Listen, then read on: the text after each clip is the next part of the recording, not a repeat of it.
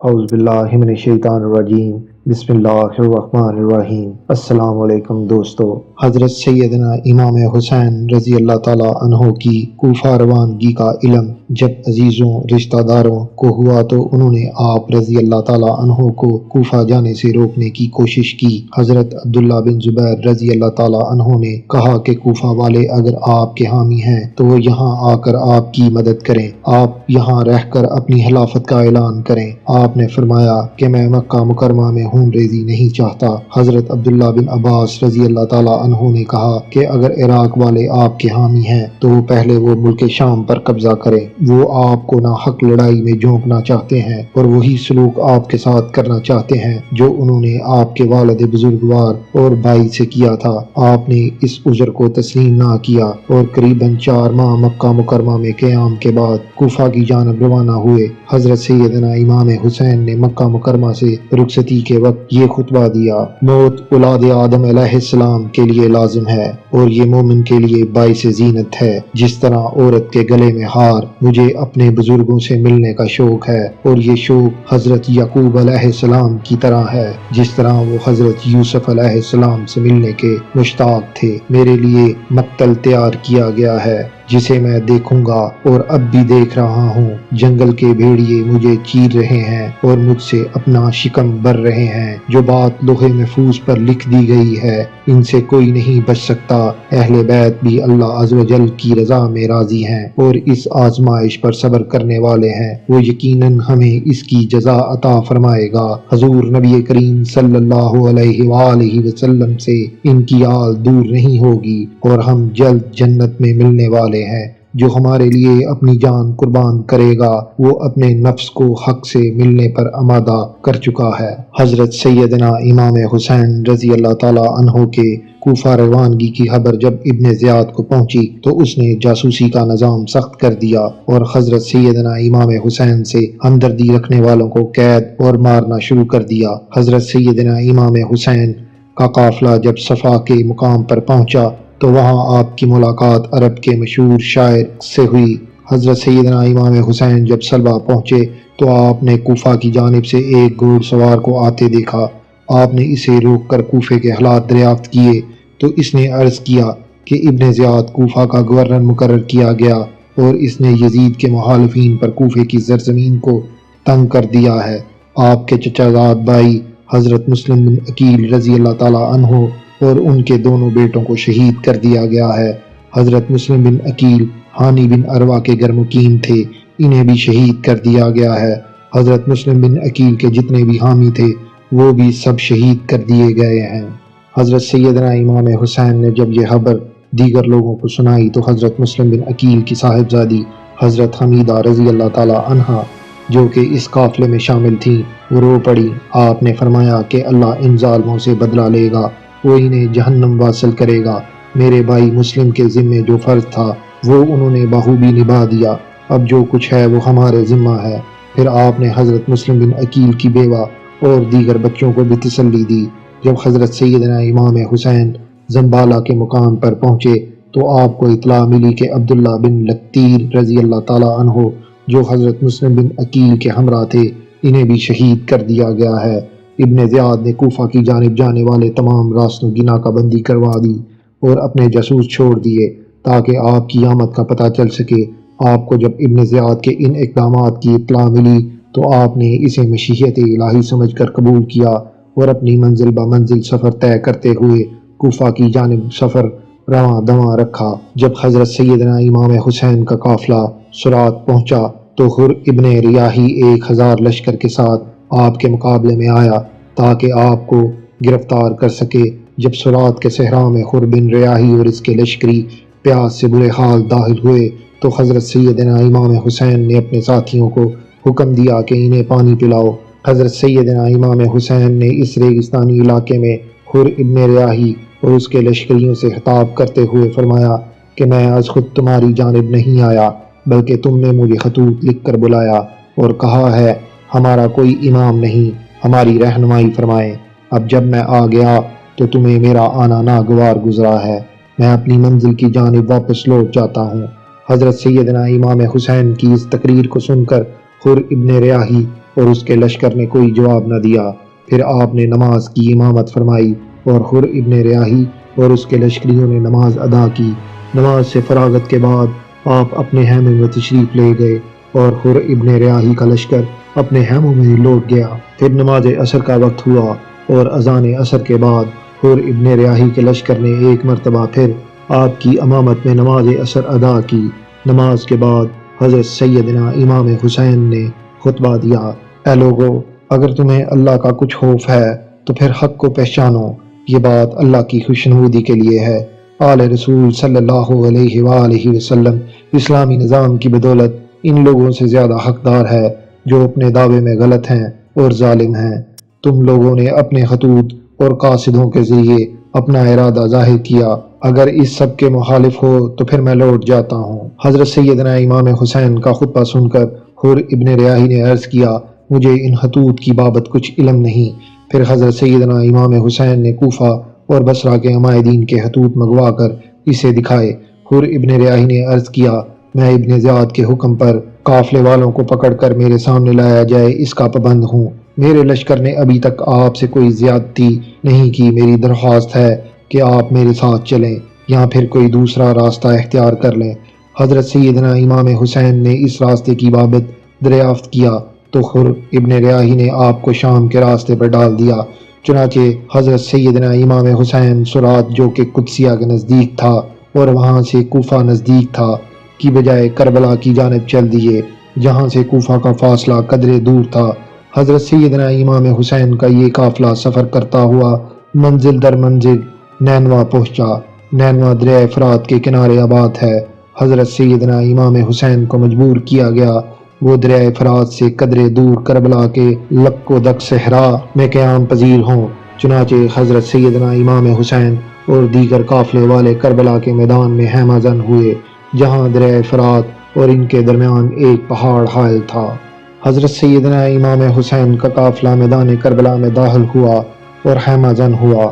آپ نے اس موقع پر اپنے جانثاروں کو جمع کیا اور ان کو دیکھ کر رو پڑے۔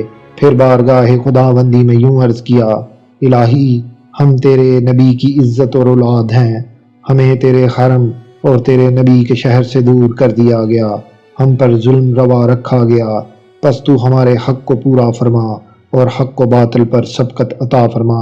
عام لوگ دنیا دار ہوتے ہیں اور وہ اس وقت تک دین پر قائم رہتے ہیں جب تک ان پر کوئی آزمائش نہیں آتی، اور جب آزمائش آتی ہے تو دیندار لوگ کم رہ جاتے ہیں۔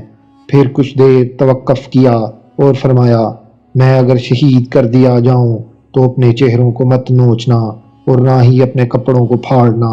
میری بہن زینب، تم جگر گوشہ رسول صلی اللہ علیہ وآلہ وسلم، والدہ ماجدہ حضرت سیدہ فاطمہ الزہرا رضی اللہ تعالی عنہا کی شہزادی ہو، تم صبر سے کام لینا۔ اگلے ہی روز عمر بن سعد کوفیوں کی 4000 فوج لے کر وہاں پہنچ گیا۔ وہ ایک صحابی کا پوتا تھا، وہ لڑنا نہیں چاہتا تھا۔ اس نے اپنے ایک سپاہی کو آپ کے پاس بھیجا اور پوچھا کہ آپ یہاں کیوں آئے ہیں؟ حضرت سیدنا امام حسین نے فرمایا: مجھے کوفہ والوں نے خطوط لکھے تھے کہ ہم یزید کی بیعت نہیں کرنا چاہتے، آپ کوفہ آ جائیں، ہم آپ کے ہاتھ پر بیعت کریں گے۔ میں تو کہتا ہوں کہ اگر وہ نہیں چاہتے تو میں واپس چلا جاتا ہوں۔ عمر بن سعد نے ابن زیاد کو خط لکھا کہ خون ریزی ٹل سکتی ہے، حضرت سیدنا امام حسین واپس جانے کے لیے بھی تیار ہیں۔ اس خط کو پڑھ کر اس نے جواب لکھا کہ اب حضرت سیدنا امام حسین پھنس چکے ہیں، لہذا ان کو واپس نہ جانے دیا جائے اور ان کو مجبور کیا جائے کہ وہ یزید کی بیعت کریں، اگر نہ مانے تو ان کا پانی بند کر دیا جائے۔ اس سلسلہ میں 500 سوار دریائے فرات کے گھاٹ پر بھیج دیے گئے اور ان کو تاکید کی گئی حضرت سیدنا امام حسین اور ان کے ساتھیوں کو پانی کا ایک قطرہ بھی نہ لینے دیا جائے۔ آپ کے ساتھیوں کو جب پیاس نے ستایا تو آپ نے حضرت سیدنا عباس کو پانی لانے کے لیے بھیجا۔ وہ 20 پیدل اور 30 سوار لے کر دریائے فرات پر پہنچے۔ اس پر یزیدی لشکر نے مداخلت کی، مگر وہ لڑے اور لڑتے لڑتے دریائے فرات کے کنارے پہنچ گئے اور 20 مشکیزیں بر لائے۔ رات کو حضرت سیدنا امام حسین کی دعوت پر ابن سعد آپ کو تنہائی میں ملا۔ آپ نے ان کے آگے 3 تجاویز رکھیں: نمبر 1، مجھے مکہ واپس لوٹ جانے دو۔ نمبر 2، اگر واپس نہیں جانے دیتے تو یزید کے پاس جانے دو۔ نمبر 3، اگر دونوں باتیں منظور نہیں تو اسلامی سلطنت کے کسی سرحدی مقام پر بھیج دو۔ ابن سعد نے ابن زیاد کو ان تجاویزوں سے آگاہ کیا۔ ابن زیاد اس پر آمادہ بھی ہو گیا، مگر شمر نے اس کی مخالفت کی۔ اس نے کہا کہ اس وقت وہ ہمارے قبضے میں ہیں، اگر ان کو جانے دیا تو پھر یہ ہمارے لیے نقصان دہ ثابت ہوں گے۔ ابن زیاد نے شمر کی بات مان لی اور شمر کو ہی ایک خط دے کر ابن سعد کے پاس بھیجا۔ حضرت سیدنا امام حسین اور ان کے ساتھیوں سے کہو کہ خود کو ہمارے حوالے کر دیں، اگر وہ اس پر رضامند ہو جائیں تو میرے پاس بھیج دو، انکار کریں تو ان سے لڑو۔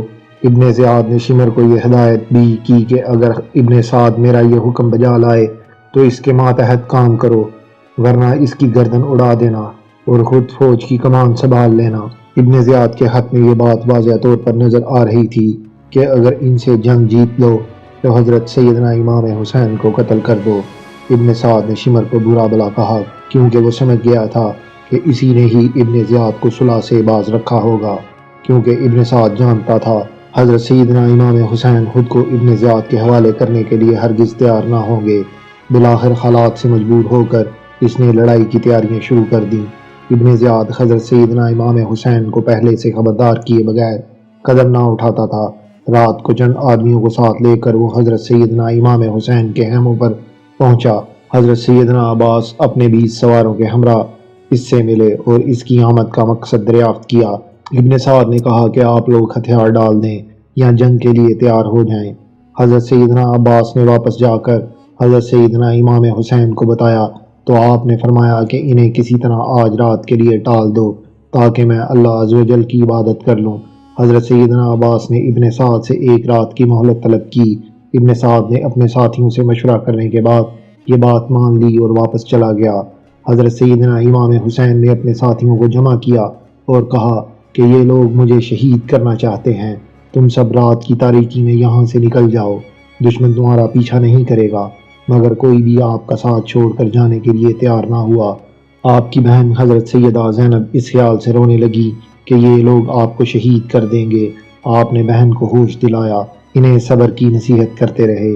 شدید گرمیوں کے دن تھے اور اس جھلسا دینے والی گرمی میں اس صحرا کے اندر جہاں دور دور تک کوئی سایہ نہ تھا رہنا دشوار تھا، مگر حضرت سیدنا امام حسین اور ان کے جانثاروں نے تمام مصائب کا مقابلہ کیا مگر زبان پر کوئی شکوہ نہ آنے دیا۔ اللہ عز و جل کی جانب سے اس آزمائش کو نہایت صبر و استقامت سے برداشت کیا۔ 10 محرم الحرام کو صبح فجر کی نماز کے بعد ابن سعد اپنی فوج لے کر نکلا۔ حضرت سیدنا امام حسین نے بھی صفیں درست کیں۔ آپ کے ساتھ صرف 32 سوار اور 40 پیادے تھے۔ جب دونوں لشکر آمنے سامنے کھڑے ہو گئے اس وقت آپ نے یہ تقریر کی، لوگو جلدی نہ کرو، پہلے میری بات سن لو، مجھ پر تمہیں سمجھانے کا جو حق ہے وہ ادا کر لینے دو اور میرے یہاں آنے کی وجہ بھی سن لو۔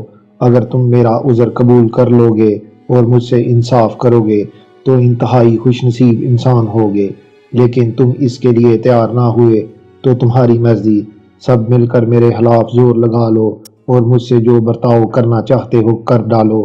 اللہ بڑا کار ساز ہے، وہی اپنے نیک بندوں کو ہدایت دیتا ہے۔ تم لوگ میرے حسب نسب پر غور کرو اور دیکھو کہ میں کون ہوں، پھر اپنے گریبانوں میں منہ ڈالو اور اپنے آپ کو ملامت کرو کہ تمہیں میرے قتل اور میری توہین زیب دیتی ہے۔ کیا میں تمہارے نبی کا نواسا اور ان کے چچا زاد بھائی کا بیٹا نہیں ہوں، جنہوں نے اللہ عز و جل کے حکم پر سب سے پہلے لبیک کہا اور اس کے رسول پر ایمان لائے؟ کیا سید الشہداء حضرت سیدنا امیر حمزہ رضی اللہ تعالیٰ عنہ میرے والد کے چچا نہیں ہیں؟ کیا حضرت جعفر طیار میرے چچا نہیں تھے؟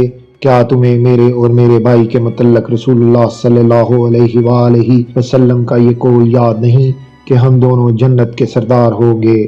اگر میں سچ کہہ رہا ہوں تو پھر تم مجھے بتاؤ، تمہیں ننگی تلواروں سے میرا مقابلہ کرنا چاہیے؟ جس وقت حضرت سیدنا امام حسین خطاب فرما رہے تھے اس وقت آپ ایک اونٹنی پر سوار تھے، قرآن مجید آپ کے ہاتھ میں تھا اور دشمن سے کسی بھی قسم کا خوف یا خطرہ لاحق نہیں تھا۔ اس دوران ابن سعد کے لشکری آپ کی جانب بڑھے تو آپ نے اپنے دونوں ہاتھ اٹھائے اور بارگاہ رب العزت میں یوں دعا فرمائی، یا اللہ، میں نے ہر مصیبت میں تجھ پر ہی بھروسہ کیا اور ہر سختی میں تو ہی میری پشت پناہی کرنے والا ہے۔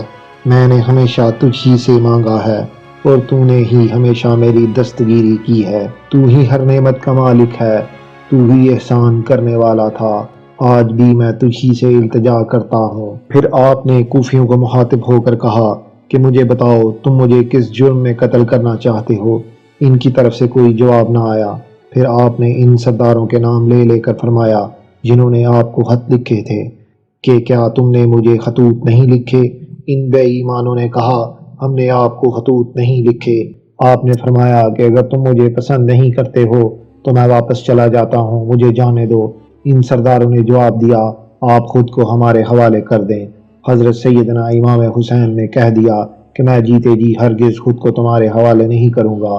صرف ایک حر ہی ایسا شخص تھا جس کے دل پر آپ کی باتوں کا اثر ہوا۔ اس نے آپ کو حجاز کا راستہ اختیار کرنے سے روکا تھا اور اس وقت وہ اپنی اس حرکت پر نادم تھا کہ میں نے آپ کو ان ظالموں کے حوالے کر دیا۔ اسی ذہنی کشمکش کی کیفیت میں اس نے ابن سعد سے پوچھا کہ کیا تمہیں ان کی تینوں تجاویزوں میں سے کوئی بھی منظور نہیں؟ ابن سعد نے جواب دیا کہ اگر میرا کچھ اختیار ہوتا تو میں فوراً منظور کر لیتا، مگر اب میں بے بس ہوں۔ یہ جواب سن کر حر یزیدی فوج سے الگ ہو گیا اور حضرت سیدنا امام حسین کے لشکر سے جا ملا۔ حضرت سیدنا امام حسین سے اپنے گزشتہ فعل کی معافی مانگی اور عرض کیا کہ مجھے معلوم نہ تھا کہ یہ آپ کے ساتھ یہ سلوک کرنے والے ہیں۔ اب میں آپ کے لیے اپنی جان بھی نچھاور کرنے کو تیار ہوں۔ اس زمانے میں جنگ کے قواعد و ضوابط کے مطابق ابتدا میں ایک ایک اور پھر دو دو کر کے جنگی میدان میں اترتے رہے۔ اس لڑائی میں حضرت سیدنا امام حسین کا پلڑا باری رہا اور یزیدی فوج کو کافی جانی نقصان اٹھانا پڑا۔ پھر ابن سعد نے اپنی فوج کو کھلی جنگ کا حکم دے دیا۔ حضرت سیدنا امام حسین اور ان کے جانثاروں نے یزیدی فوج کا ڈٹ کر مقابلہ کیا اور ان کی صفیں الٹا کر رکھ دیں۔ یزیدی فوج کا نشانہ حضرت سیدنا امام حسین تھے۔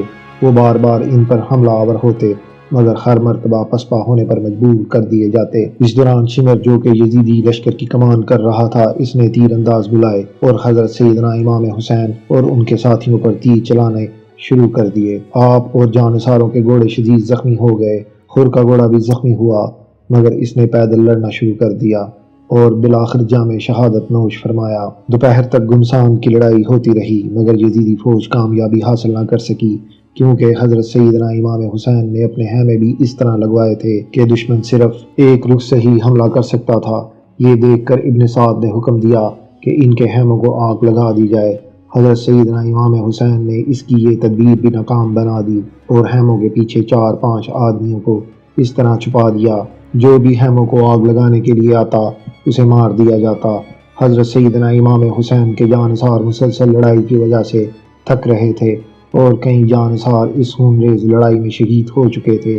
ظہر کی نماز کا وقت ہوا تو آپ نے ظہر کی نماز کے وقت جنگ بندی کی درخواست کی مگر یزیدی لشکر نے آپ کی یہ بات ماننے سے انکار کر دیا۔ آپ کے جانثاروں نے تلواروں کی زد میں نماز ظہر ادا کی۔ نماز ظہر کے بعد آپ اپنے ننھے بچے حضرت علی اصغر کو لے کر خیمہ سے باہر آئے جس کی زبان پانی نہ ملنے کی وجہ سے خشک ہو رہی تھی۔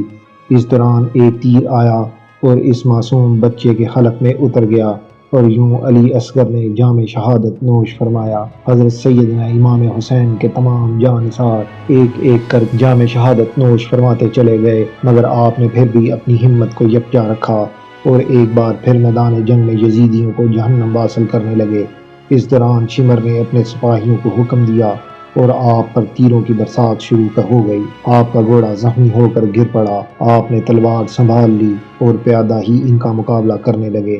آپ کا جسم مبارک زخموں سے چور چور تھا۔ اس دوران آپ کے بائیں بازو پر تلوار کا کاری وار ہوا اور آپ کا بازو کٹ کر جسم مبارک سے علیحدہ ہو گیا۔ اس دوران مستان بن انس نے نیزے کا وار کیا اور آپ زمین پر گر پڑے۔ سنسان نے آپ کا سر مبارک تن سے جدا کرنا چاہا مگر اس کی ہمت نہ پڑی۔ پھر خولد بن یزید نے آگے بڑھ کر آپ کا سر مبارک تن سے جدا کر دیا۔